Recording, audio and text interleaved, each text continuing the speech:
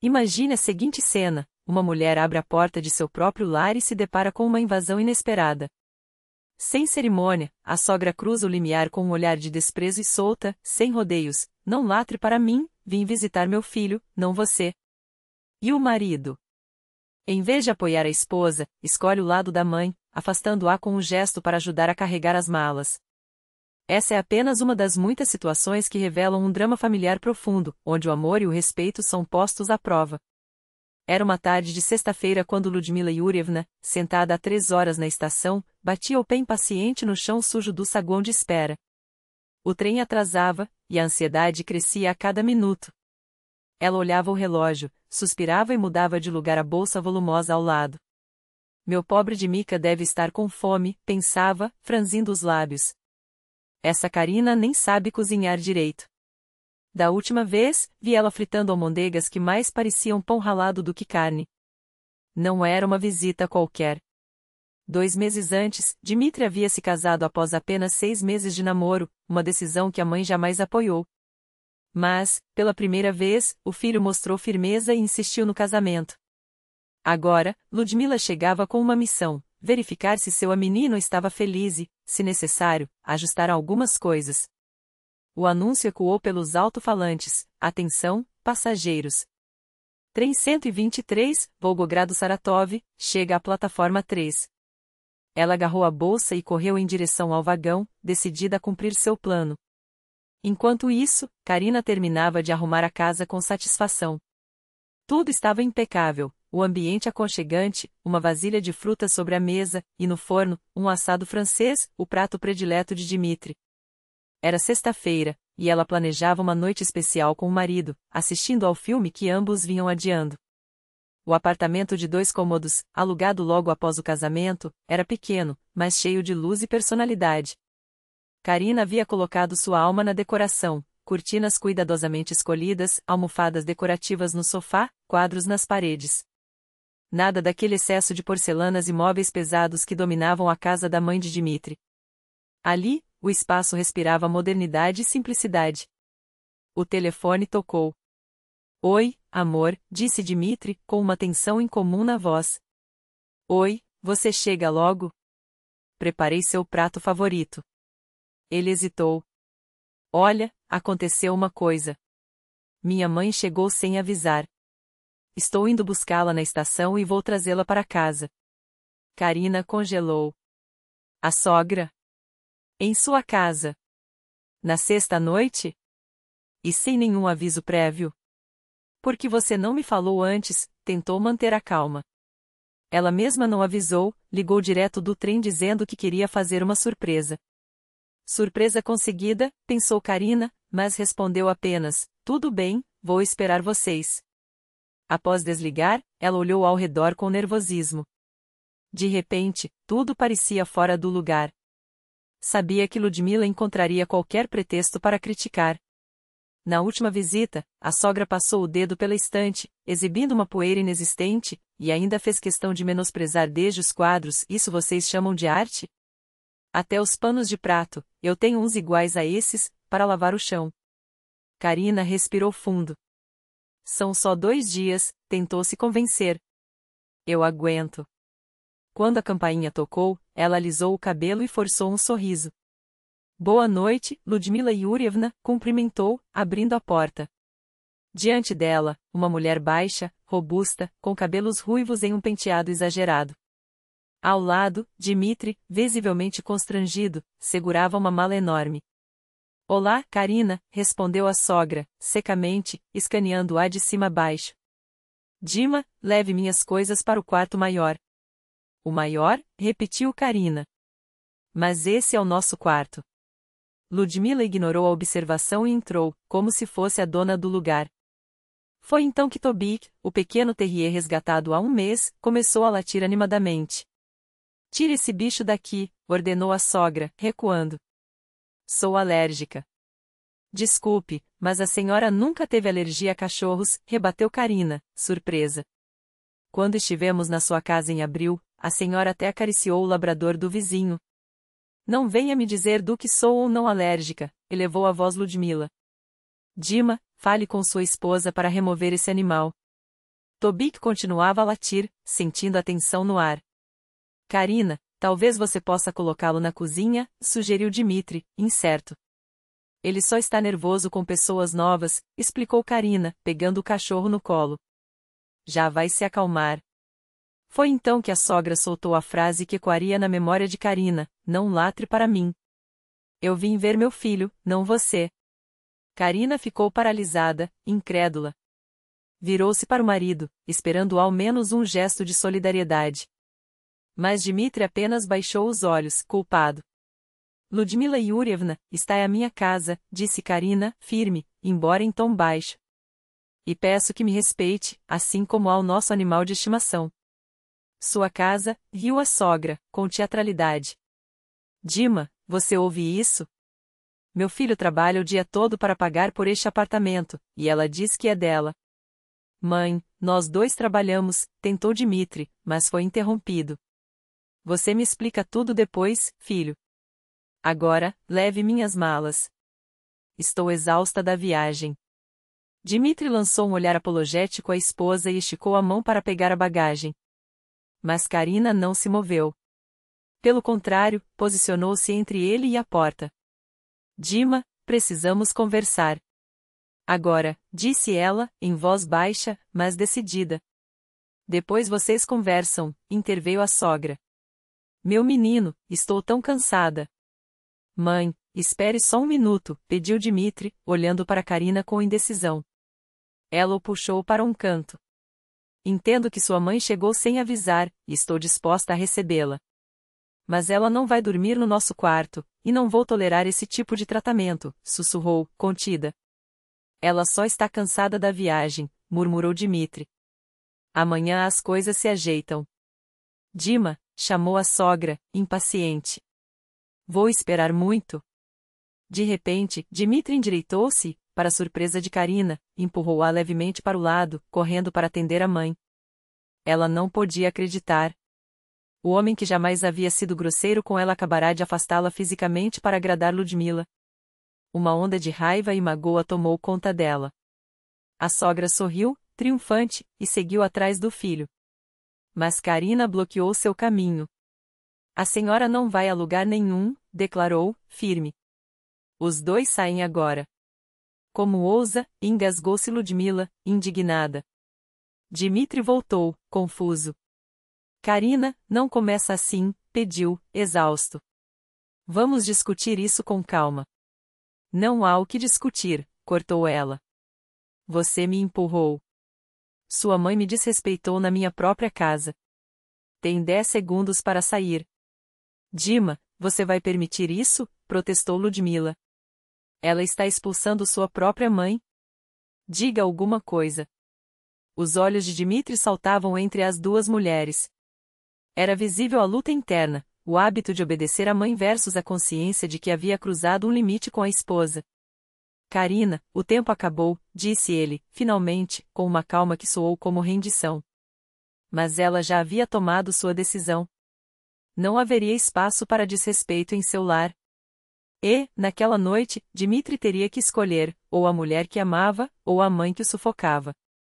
A porta bateu com um estalo seco, ecoando pela escadaria como um veredicto final. Karina não precisou de palavras para deixar claro, aquele capítulo estava encerrado. Com um movimento preciso, ela trancou a fechadura e recostou-se contra a madeira fria, sentindo o peso da decisão que acabará de tomar. Não era a raiva que pulsava em suas veias, mas uma calma gelada, aquela que precede a tempestade de mudanças irrevogáveis. Tobik, sempre atento, encostou o corpo quente em suas pernas, como se soubesse que sua humana precisava daquele apoio silencioso. O celular vibrou na mesa de centro. Uma vez. Duas. Depois, sem parar. Primeiro, foi a chamada de Dmitri, ela nem olhou para a tela. Em seguida, números desconhecidos começaram a piscar, tias, primos, aquela rede de parentes que a sogra certamente já havia mobilizado para a intervenção familiar. As mensagens chegavam em enxurrada: Karina, por favor, atenda. Minha mãe já está indo embora. Só me dá uma chance. Seguido de você não pode fazer isso comigo. Eu juro que vou consertar. E, por fim, a ameaça velada: se você não abrir essa porta, vai se arrepender. Ela não respondeu a nenhuma. Não porque não tivesse o que dizer, mas porque algumas batalhas se ganham no silêncio. Sentada na poltrona, com os dedos afundados na pelagem macia de Tobique, Karina observava as sombras dançarem nas paredes. 2 meses. Apenas 2 meses de casamento, e tudo o que ela acreditava ser sólido desabara como um castelo de cartas. O pior não era a traição física, embora a mão de Dmitri em seu ombro, empurrando-a com força, ainda queimasse como uma marca, mas a traição emocional. Ele havia escolhido. Não uma vez, mas sempre. A cada comentário ácido da mãe, a cada olhada de desdém, a cada vez que Karina engolia o orgulho para manter a paz, Dmitri calava. Até hoje. Quando o relógio marcou 22 horas, um bater de dedos tímido rompeu o silêncio. Não era o socar desesperado de antes, mas um toque hesitante, quase infantil. Karina, sou eu. A voz de Dmitri soava como se tivesse sido arrastada por quilômetros de culpa. Ela se levantou, aproximou-se da porta sem pressa, e perguntou, sem abrir, você está sozinho? Sim. Minha mãe, está na casa da tia Gália. Um suspiro trêmulo escapou pelo outro lado. Ela esperou mais 3 segundos que devem ter parecido uma eternidade para ele, antes de girar a maçaneta. Dmitri estava irreconhecível. Os cabelos, geralmente tão bem penteados, estavam desgrenhados, como se ele os tivesse puxado em desespero. Os olhos, inchados e vermelhos, evitavam os dela. Posso entrar? Murmurou, e pela primeira vez em muito tempo, soou como um pedido, não como uma exigência. Karina recuou, não por gentileza, mas para avaliá-lo. Por quê? Para me empurrar de novo. Ele baixou a cabeça como se ela tivesse lhe dado um tapa. Me desculpa. Não sei o que me deu. Eu juro que nunca faria isso. Mas você fez, cortou ela, seca. E não foi só isso. Você escolheu o lado dela. Novamente. O silêncio que se seguiu foi denso, carregado com o peso de todas as vezes em que ela havia se sentido invisível. Dmitri engoliu em seco. Eu não escolhi lado. Eu só não queria brigar. E então você deixou que ela me humilhasse. Que me chamasse de interesseira, de ingrata. Que duvidasse do nosso casamento na minha própria casa. Eu sei, repetiu ele, como um mantra inútil. Mas você não entende como ela é. Eu cresci assim. Sempre foi ela e eu contra o mundo. Karina cruzou os braços. E agora? Agora sou eu e você contra ela. Ele não respondeu. Não precisava. A pergunta já era a resposta. Ela se virou e caminhou até a cozinha, sabendo que ele a seguiria. Tobique, sempre leal, sentou-se aos seus pés enquanto Dmitri ocupava a cadeira à frente, como um réu diante do juiz. Minha mãe me criou sozinha, começou ele, as mãos trêmulas sobre a mesa. Meu pai nos abandonou quando eu tinha 3 anos. Ela trabalhava em 2 empregos, dormia 4 horas por noite. Eu aprendi que o amor dela era a única coisa que não podia perder. Karina ouvia, mas não cedia. Isso não lhe dá o direito de me tratar como uma intrusa. Nem a você de me agredir. Eu não agredi. Eu só te afastei. Você me empurrou, corrigiu ela, firme. Chame as coisas pelo nome, Dmitri. Ou você vai passar a vida justificando o injustificável? Ele fechou os olhos, como se a verdade doesse. Sim. Empurrei. E não tenho desculpa. Não tem, concordou ela. Mas sabe o que é pior? Que isso só prova que eu nunca conheci o homem com quem me casei. Porque o Dmitri que eu amava não faria isso. Não é assim, explodiu ele, finalmente olhando para ela. Eu te amo. De verdade. É só que com a minha mãe sempre foi complicado. E o que você propõe, então? Desafiou Karina. Que eu continue aguentando os xingamentos dela. Que viva com medo de você perder o controle de novo. Que a nossa casa seja um campo de batalha onde eu sou sempre a inimiga. Não. Claro que não. Ele segurou suas mãos sobre a mesa, como se temesse que ela fosse desaparecer. Eu vou falar com ela. Vou fazer ela entender que não pode mais. Ela não vai entender, interrompeu Karina, com um riso amargo. Dmitri, ela tem 58 anos. Não vai mudar agora. A menos que... A menos que o quê? A menos que você escolha. Ela pronunciou a palavra como se fosse uma faca. Ou você é um homem que protege a sua família, que sou eu, ou é um menino que corre para a saia da mamãe ao primeiro sinal de problema. O ar entre eles ficou elétrico. Dmitri olhou para as próprias mãos, como se nelas estivesse a resposta. Quando finalmente falou, sua voz era um sussurro rouco: eu não quero te perder. Então prove. 3 meses depois, o telefone de Karina vibrou com um número conhecido. Ludmila Yurievna. A voz do outro lado da linha era calma, quase neutra, como se cada sílaba tivesse sido pesada antes de ser pronunciada. Podemos nos encontrar? Os 3. Não era um pedido. Não era uma ordem. Era aquele tom que só uma mãe russa sabe empregar, o que não deixa espaço para recusas, mas também não oferece explicações. Eles se encontraram em um café anônimo, território neutro, onde o cheiro de café fresco e o burburinho das conversas alheias serviam de amortecedor para o que estava por vir. Ludmila Yurievna chegou pontual, mas não era a mesma mulher. Seu rosto, antes sempre impecavelmente maquiado, agora parecia mais magro, como se os últimos meses tivessem esculpido nele sulcos de preocupação. Os olhos, porém, eram os mesmos, afiados, calculistas. Só que desta vez, quando eles pousaram em Karina, não havia desafio. Havia cálculo. Pensei muito, começou, sem olhar diretamente para Nora. O silêncio que se seguiu foi tão denso que Dmitri sentiu a necessidade de preenchê-lo. Amor de mãe, você sabe como é, mamãe. Karina quase riu. Quase. Porque não era hora para ironia, nem para sarcasmo. Era hora de definir limites. Sem desculpas esfarrapadas. Sua voz cortou o ar como uma lâmina. Você está disposta a respeitar a minha escolha? Ludmila Yurievna demorou. Os dedos, antes sempre tão firmes, brincavam agora com a alça da bolsa, como se buscassem algo para se agarrar. Quando finalmente levantou os olhos, foi para fixá-los em Karina, não com submissão, mas com uma espécie de trégua forçada. Vou tentar. Por Dmitri. Não era um pedido de perdão. Não era uma admissão de culpa. Era, no máximo, um armistício. E Karina, que já havia aprendido a ler entre as linhas daqueles olhos cinzentos, soube que era o máximo que conseguiria. Por enquanto. 5 anos depois, a vida deles era outra. O apartamento próprio, pequeno, mas com janelas que deixavam entrar o sol da manhã direto na cama.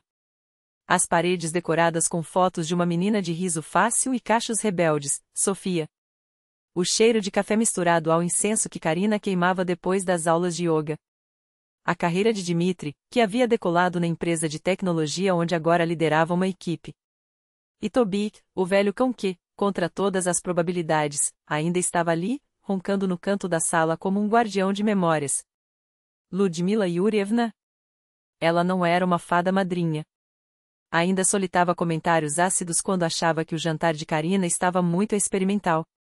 Ainda tentava dar conselhos não solicitados sobre como criar Sofia.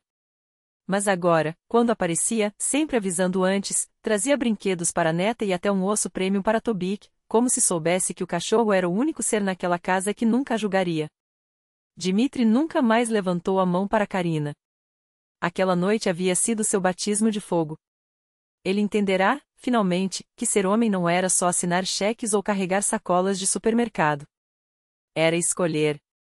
Era estar disposto a perder a aprovação da própria mãe para ganhar o respeito da mulher que amava.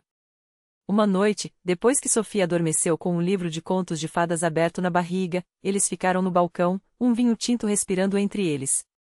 Karina girou o copo entre os dedos, observando o líquido escuro refletir a luz da lua. Você se arrepende? Perguntou, baixinho. Daquele dia.